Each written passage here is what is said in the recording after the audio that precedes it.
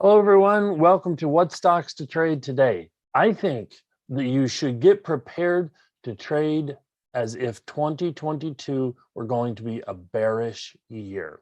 Now, I don't know that it is going to be, but I think you should get prepared to do that. And we're going to look at how the market has opened or is opening right away.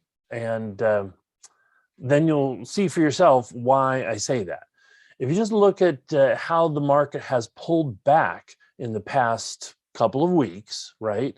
And then how it's going to behave today is key. We're going to start with looking at Apple. You see Apple had this great day on Friday, just yesterday. And if in fact it continues to go up, it's going to lead the rest of the market up. So for right now, I feel like Apple is the stock to trade for going higher. If you're going to be bullish on anything, Apple's probably a good idea.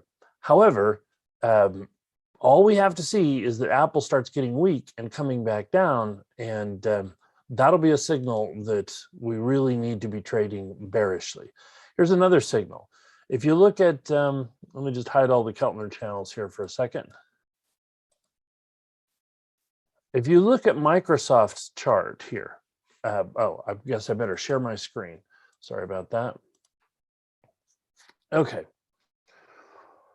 This is really an interesting thing. Why is the market going to go bearish? Well, because the Fed is committed to trying to raise rates and stop quantitative easing, all the money printing and bond buying that they've been doing, and in fact go the other way to what they call quantitative tightening, which means that they're going to sell bonds into the market and potentially reduce the money supply that way. And just as I have begun to speak here, notice that Apple is already going down, right? So we'll see if buyers come in really quick, then maybe that'll change. But if they don't, I'm thinking that this is going to be, sorry, just getting rid of a few marks there. All right. If they don't, if we don't see buyers come in and prop up that price a bit, then we're probably going to be looking for a down day. You want to keep an eye on both Apple and Microsoft, because where those two go, everything else follows. And Microsoft, well, it's down $1. That's not a lot for a stock, priced at $300. But here's the thing about Microsoft that I wanted to show you that I think is really important to keep an eye on.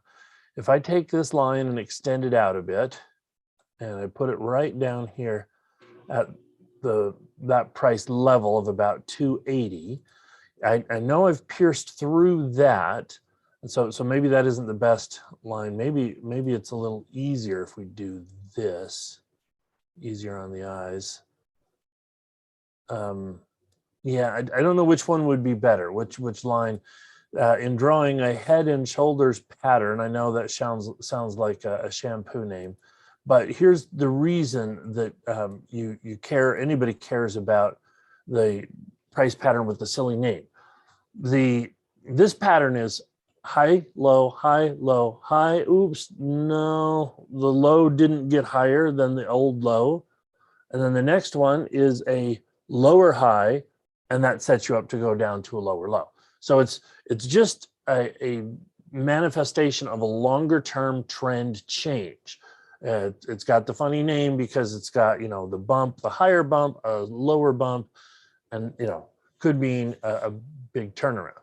Now, it doesn't mean that it's inevitable, but it does say, hey, something is changing. Some significant change has occurred in that the normal fluctuation created a series of higher highs and higher lows, and this one failed to be a higher high. So that's why people look at this and think that it has some forecasting and predictive power. It has just a little bit, but not really all that much, unless it fails. Then it actually has a lot of forecasting,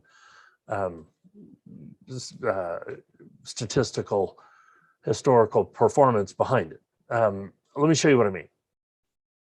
So if I draw these lines out here, then I can create a couple of head and shoulders pattern projections. I need the curve. Where's the curve? Not there. There it is. Okay. So let me draw this. And clone that. Oops. There, and now to there. Okay. So if we're sloping higher, then this thing can go a good bit higher. I mean, it actually starts right there. It could be any shape. I mean, there's no, right? But generally speaking, it's amazing how similar they are. If you put a parallel to these things, then that's actually a pretty good indicator of where the next bump should be. And not necessarily will be, but you know, that sort of thing, right? Anyway, so if we did this and said, we'll give that a little bit of variance potential, right? So we're looking for a pattern that kind of fits in, you know, under that curve, okay? And that's for the red. For the green, we'd be looking at something more like this.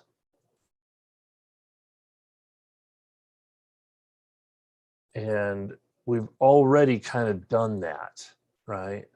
This would be a really potentially short curve that that would appear and show up. And if it does that, that tends to be really ugly. If in fact, you know, the more often you see that sort of squished second bump, it just means there are so many sellers just trying to get out of here, and that typically means things are going down. So anyway, that's where Microsoft is. So whether it's the red scenario or the green scenario, we want to keep an eye on Microsoft to see whether or not it is part of a major trend change, because that sort of thing, that trend change, that could last for several months, which would mean Microsoft going down for several months. And if Microsoft's going down for several months, then, well, we'd want to look at Apple and see what's Apple going to be doing. Now, Apple doesn't have anything like that head and shoulders pattern situation going on with it. Right now, that's the trend right there that it seems to be operating on. And so, you know, we're just going to watch to see if that trend line gets broken, if all of a sudden it's now resistance and then starts a downward trend. That's about the way it would play out. But so far, so good. Apple's on its way up, just as we're talking here. So I would think that means stay bullish until you see, you know, evidence of Microsoft and Apple breaking to the downside, okay? If in fact we're going to have a bearish market, here are the stocks you need to be prepared to trade. This is SQQQ and SPXS and TZA. Probably the most important one of them all is TZA. Now, these are stocks which are basically the indexes upside down. So the indexes have all had a terrible time of it since the beginning of the year, and the Russell 2000 has had the worst of them. So if you put IWM on this chart, you can kind of see what TZA is. TZA is the short inverse leveraged fund. So in other words, if IWM goes down, that's the Russell 2000's ETF. If it goes down 1%, then TCA goes up 3. And that's what you see here. There's the line is the Russell 2000, and it's trending lower. And you know, it looks really mild on this scale because TZA is expanded, but you're talking about a drop from about 9% up based on a baseline of August, and all the way down to 13%. So 22% pullback. During that time, what has TZA done? It's gone from 28% down to 40% up. Now let's look at the regular price and you'll see what I'm talking about here. And I'll just go ahead and delete that. Okay. So, if you had bought back then, hindsight, I know, 22, 23 is the low, and we're clear up to 41 right now. Well, are we going to go from 41 to 120? No, we're not going to do that. That would require that the market fell to zero.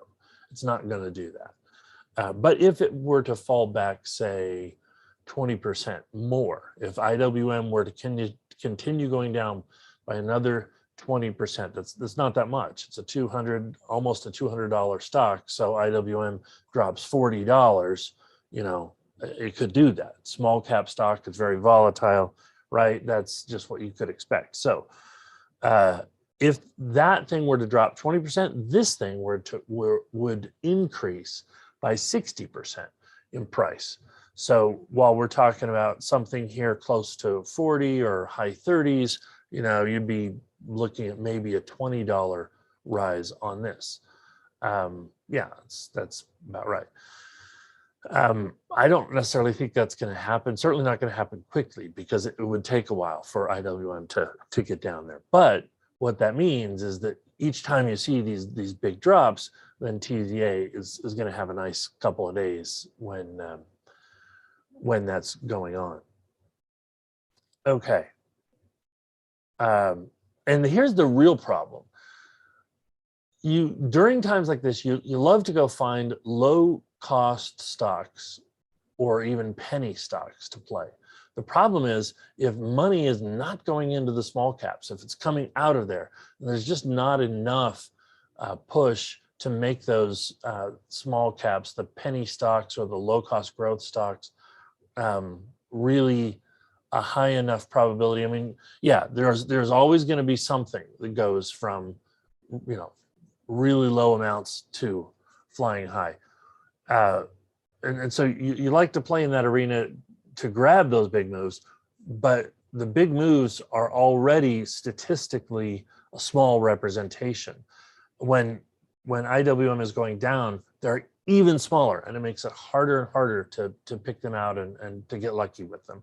So over the next couple of months, if what we see is a downward trend in anticipation of the Fed raising rates in March, then I think you're going to have an even harder time trying to find those things in the world of the small caps and penny stocks. So that's why I say, if we're going to be in a downward trend, the stocks to look for are TZA, SQQ, and SPXS, which are all of the, you know, inverse ETFs. Now, they're terrible stocks to buy and just sit back and let them ride. You really want to pick some timing on these things. How do you do that? Well, I think watching Microsoft is the best idea.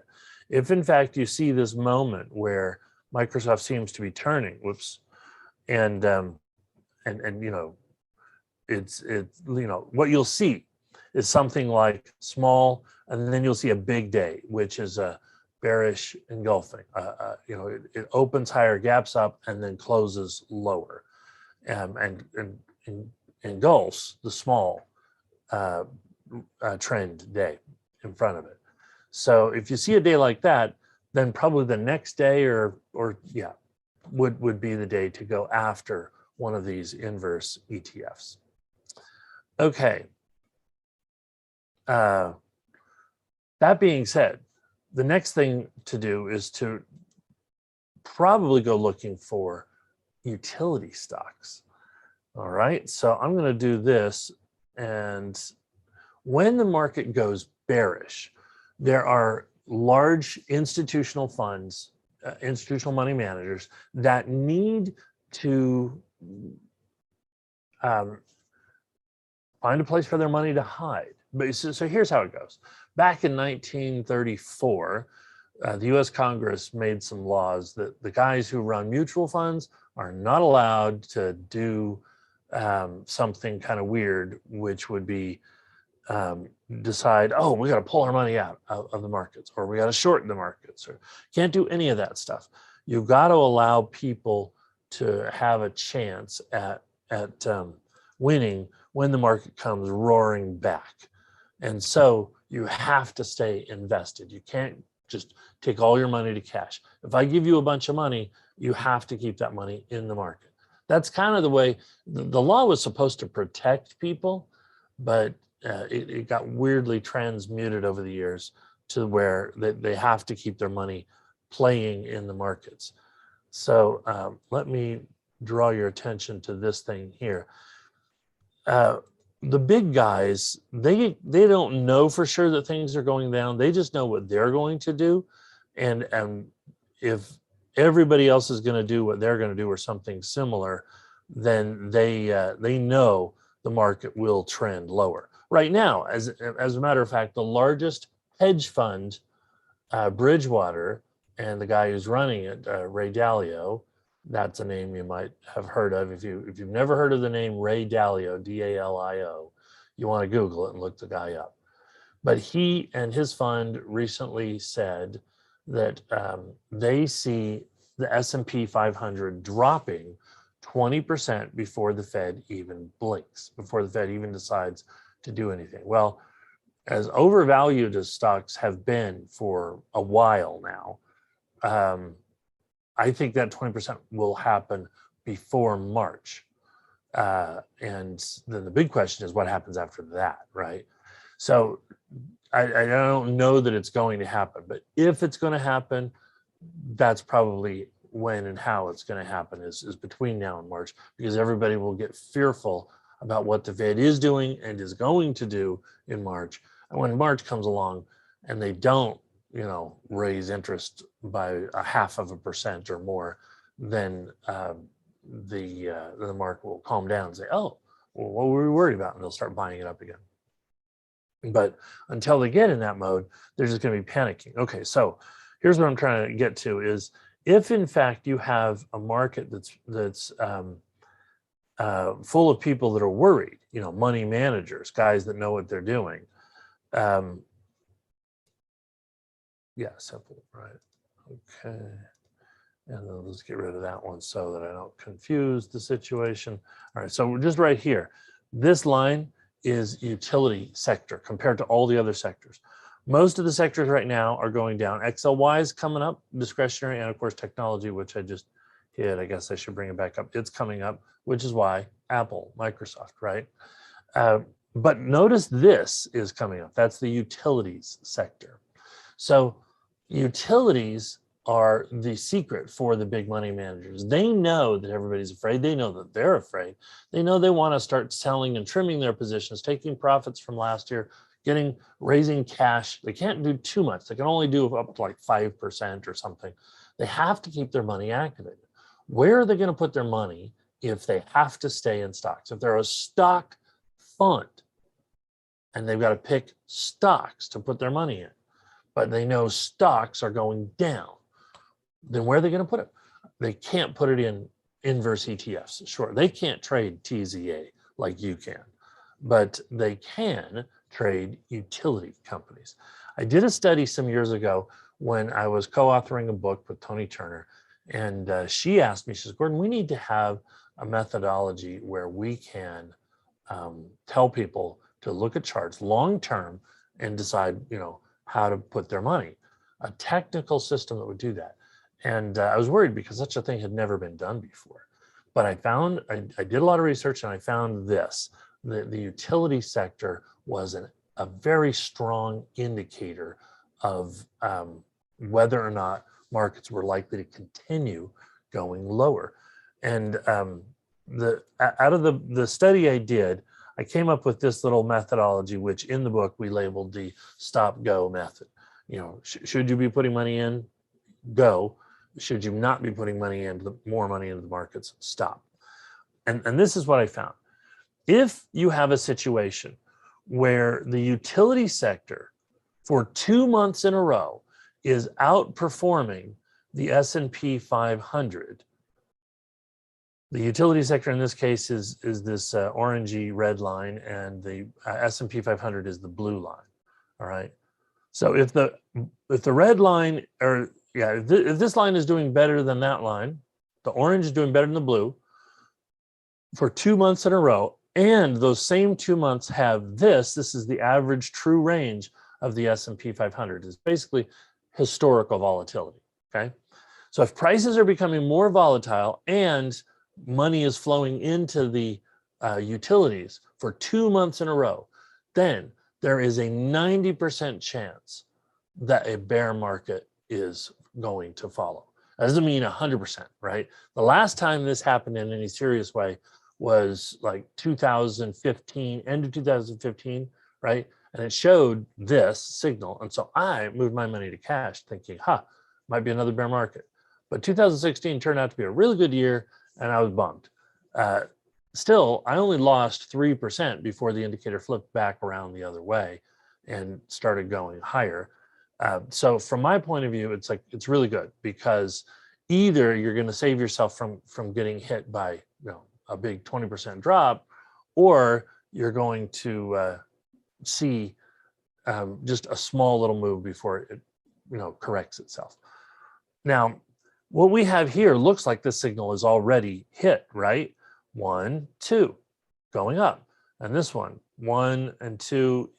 See, this one went up stronger last month and is now not going down as far this month. Okay, problem is that this is, oh, wait, no, this is January. No, this is it. I was already a day ahead. I was thinking this was February and that was just a 1 day. No, that's it. That's the whole month.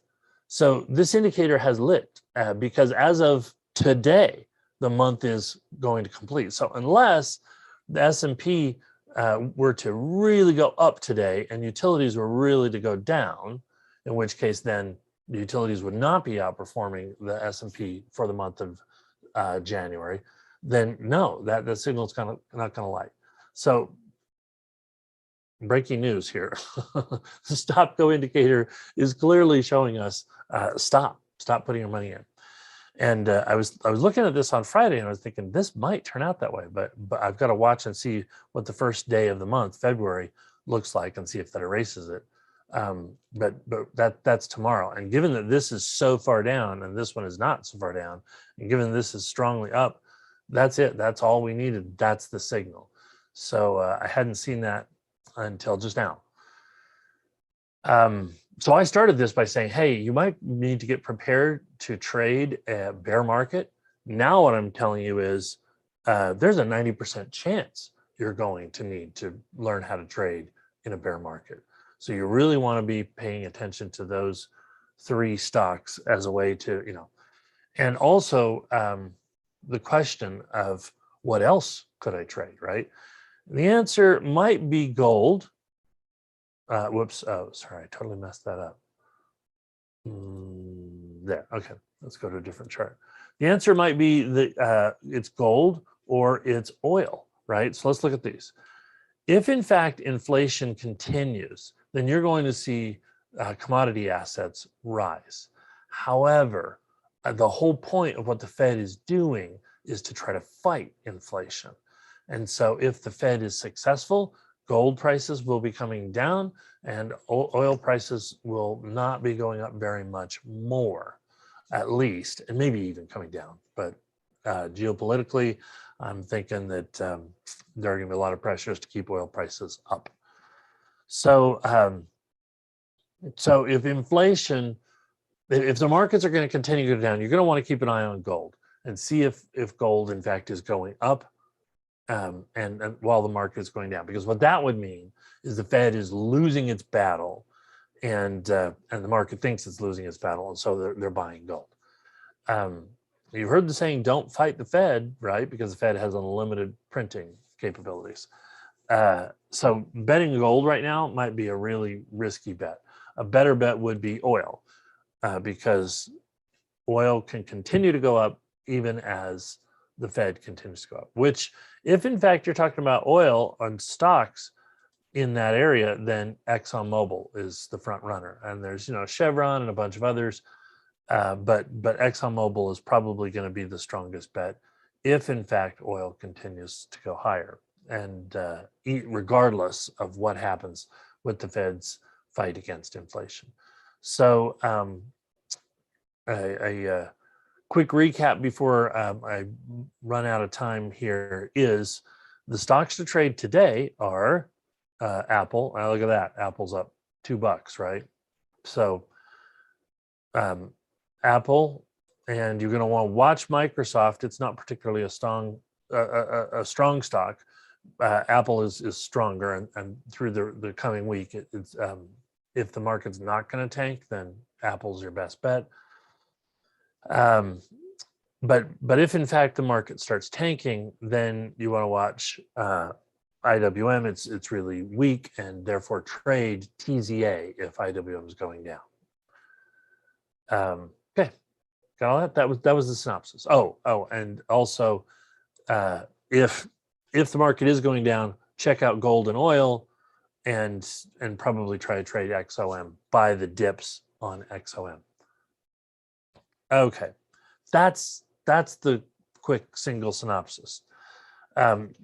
Also, if you're interested in utility stocks, DUK is kind of the same thing as utilities, and it pays a dividend, so that's interesting. But a big stock in the utility sector is NextEra Energy, and this is one you're going to want to avoid. They have a lot of investments in green energy and technology and so forth, and the problem there is that it trades more like a technology stock. So it's one of the bigger utility stocks. If you come across it though, don't trade it. Money's not going to run to this thing and hide. Money's going to fly away from this because it's too technology-like. The other one though that's probably a little stronger, EXC, Exelon, and it's still a utility, but it has a little bit more of a innovation bent to it, and people aren't punishing it along with technology stocks. So this one will probably do a little bit better than Duke. And so if you're looking for utility stocks, those are places you can go. If you're looking for long-term buy and hold that is not going to get all, if you want to play the game the way the pros do and have your money in something and hold it for months, well, utilities are probably a good thing because that's where they're putting their money right now. Doesn't mean it's not going to go down, but if it goes down a little and the dividends that it pays, all these stocks pay dividends. If it goes down, the dividends might make up for the difference. And so, it's a way to kind of hold on to your money. And as I mentioned before, the penny stocks and the low cost stocks are probably not worth checking out right now, except for one thing, and that would be like low priced oil stocks. So let's see if we can find a way to do those. I'm going to go over here to FinViz. I'm going to pull up the screener, and we're just going to go industry.